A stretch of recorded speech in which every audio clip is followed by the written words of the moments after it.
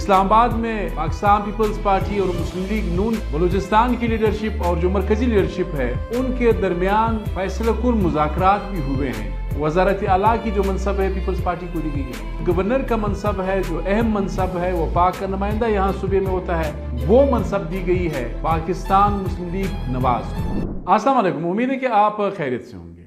बलूचिस्तान में हुकूमत साजी का जो मरहला है वो तकरीबन आखिरी मरहले में दाखिल हो गया है। इस्लामाबाद में पाकिस्तान पीपल्स पार्टी और मुस्लिम लीग नून की जो क़ियादत है, बलूचिस्तान की लीडरशिप और जो मरकजी लीडरशिप है उनके दरमियान फैसलाकुन मुज़ाकरात भी हुए हैं।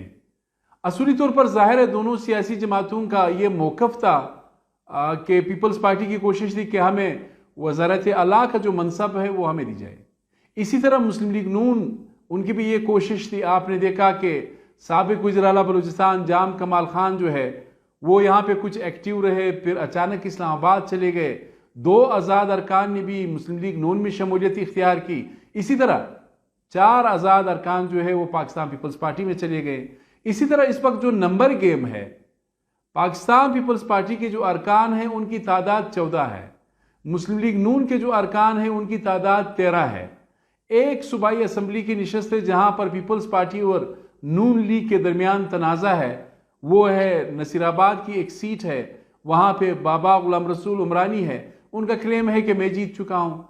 वहाँ पर जो मुस्लिम लीग नून के उम्मीदवार है मोहम्मद खान लेडी, उनका क्लेम है कि जी मैं जीत चुका हूँ। तो ये सिलसिला है। वैसे इलेक्शन में ज़ाहिर मुबैना धांधली जो है मैं बारहा कह चुका हूँ, ये कोई 1 हल्के 2 हल्के की बात नहीं है। शायद पहली मरतबा बलूचिस्तान की तारीख में हुआ है कि तमाम यहाँ की जो मेन स्ट्रीम पोलिटिकल पार्टीज़ है वो सरापा एहतिजाज है। 1 हल्के पे झगड़ा नहीं, 2 पे नहीं, बल्कि अक्सर यानी मैं कहूँगा कि 70 से 80% जो हल्के हैं उन पर तनाज़ात चल रहे हैं। और ये भी हुआ कि सुबह एक जीत गया, शाम को दूसरा जीत गया। एक उम्मीदवार जो है मिठाइयाँ बांट रहा था तो पता चला कि जी अगला जो है वो जीत गया है। ये भी मसले मसाइल जो थे ज़्यादा थे, जिसकी वजह से मज़ीद शकूक व शुबहात जो है उन्होंने जन्म लिया। खैर, आता हूँ हुकूमत साजी की जानिब। पीपल्स पार्टी और नून लीग 2 अहम कौमी सियासी जमातें, उनके दरमियान पैचअप तकरीबन या जो उनके दरमियान गिव एंड टेक वाला कुछ लोग कुछ दो वाला जो मामला है वो तकरीबन पाया तकमील तक पहुंच गया है। पीपल्स पार्टी को जो मेरे पास इंफॉर्मेशन है, वजारत आला की जो मनसब है पीपल्स पार्टी को दी गई है। साथ ही जो गवर्नर का मनसब है, जो अहम मनसब है, वफाक का नुमाइंदा यहाँ सूबे में होता है, वो मनसब दी गई है पाकिस्तान मुस्लिम लीग नवाज को। अब ये 2 सियासी जमातें, अब जाहिर है अगर पीपल्स पार्टी की जब यहाँ पे मखसूस नशस्तें होंगी तो अभी तक जो हमारे पास आदाद व शुमार है 14 जनरल नशस्तें हैं, 3 खवातीन की नशस्तें मिलेंगी, 1 अकलियत का नशस्त है, तो ये 18 पे चले जाएंगे। इसी तरह नून की जो पोजीशन है 3 उनको खवातीन की नशस्तें मिलेंगी, 1 अकलियती नशस्त मिलेगा, ये 17 पे चले जाएंगे। तो ये इन 2 सियासी जमातों के लिए हुकूमत बनाना जो है कोई मुश्किल काम नहीं है। ज़ाहिर है बलूचिस्तान में 65 का ऐवान है, इसमें आपको 33 अराकीन की ज़रूरत है। दूसरी जो इम्पोर्टेंट बात ये है, मैं पहले ये कहता रहा अगर मौलाना साहब ये मुतालिबा करेंगे कि जी बलूचिस्तान मुझे दी जाए, तो हो सकता है मौलाना साहब को खुश करने के लिए, उनका गुस्सा ठंडा करने के लिए हो सकता है कोई यहाँ पे हल निकाला जा सके। लेकिन मौलाना साहब ने उनसे उस वक्त बात नहीं की।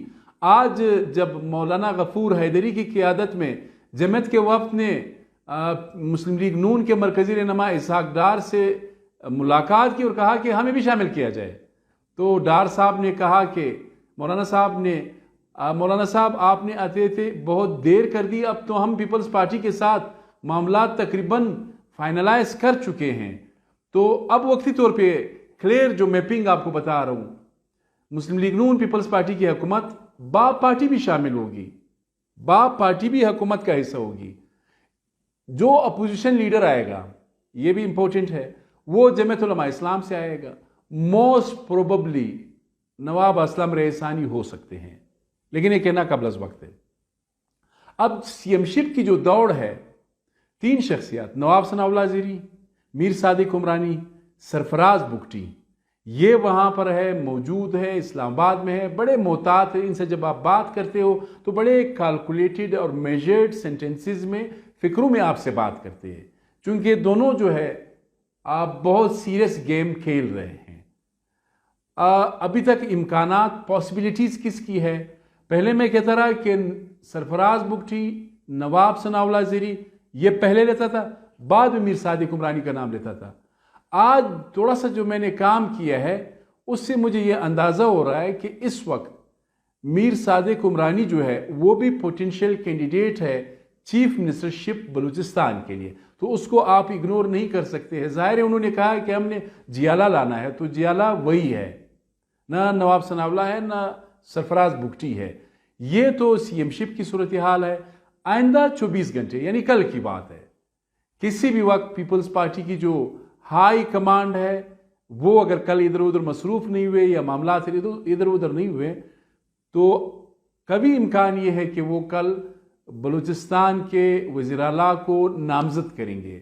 आज़ाद उम्मीदवार तो माशाल्लाह पहले जमा हो चुके हैं, 4 पीपल्स पार्टी के पास, 2 नून के पास, और फिर ये खुशकिस्मत भी है कि इनको वजारतें भी मिलेंगी, इसलिए कि इन्होंने इन पर बड़ा एहसान किया है और इनका एक कंडीशन था कि जी हमें हुकूमत में शामिल करो। अब बात यह है, मरियम नवाज साहिबा नामजद वज़ीर आला पंजाब ने तो कहा कि मैं आइंदा 5 साल में, उनका कहना था कि मैं वहाँ पे सिटीज़ बनाऊंगी, इंफॉर्मेशन टेक्नोलॉजी की सिटीज़, शहर वो जो है वो बनाने जा रही है पंजाब में। क्या हमारा आने वाला चीफ मिनिस्टर, हमारी आने वाली गवर्नमेंट, क्या उनका भी कोई विजन होगा कि वो नाली से, रोड से, ट्यूबवेल से, छोटे छोटे स्कीमात, इनफरादी स्कीमात, इस साहब का उस साहब का, इससे निकल के बलूचिस्तान के लिए क्या वो कोई मंसूबा दे सकेंगे? गवर्नमेंट चलाना इनके लिए बहुत मुश्किल होगा। उसकी सबसे बड़ी वजह यह है कि पहले तो यह था कि एक कॉम्परस पार्टी अगर बाहर है, एक गवर्नमेंट के अंदर है, कम अज कम फिर यह होता था कि जमीयत उलमा इस्लाम भी गवर्नमेंट का हिस्सा होती। इस वक्त बलोच कॉम्परस सियासी जमातें, पश्तून कॉम्परस सियासी जमातें और साथ ही जमीयत उलमा इस्लाम भी अपोजिशन का किरदार अदा करेगी, तो इन सियासी जमातों के लिए हुकूमत चलाना मुश्किल होगा।